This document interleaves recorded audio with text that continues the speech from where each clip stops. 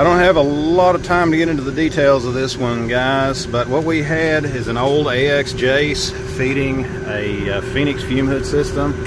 You can see it here, and this thing is deader than a doornail.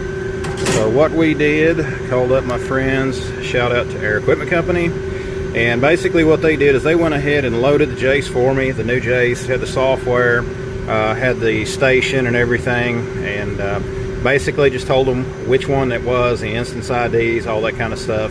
They went ahead and loaded it for me, and it saved me a lot of times. It's basically just a plug and play. You can kind of see here the points, everything is pulled back in.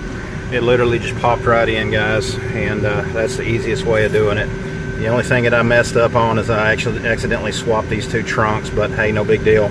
Swapped them, got it back up, and we are running. This Jace is on an MSTP trunk, and that's something here that I wanted to point out about this particular Jace, and that's something that you can do.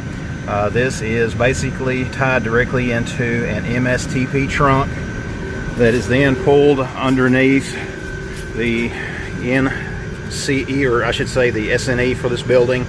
That was done for a specific purpose. Yes, I know you can pull them in back net IP. We've done that also, but I wasn't going to go through the process of getting network cable and everything when I already had what I needed right here in this panel and have it over with. But guys, that is today's project. Again, these older AX Jaces are obsolete. As they fail, we're upgrading them, and you can see right here what we've done. Guys, hope you liked the video. Leave me any questions down below. Thanks for watching. Share the video, and guys, as always, appreciate you watching.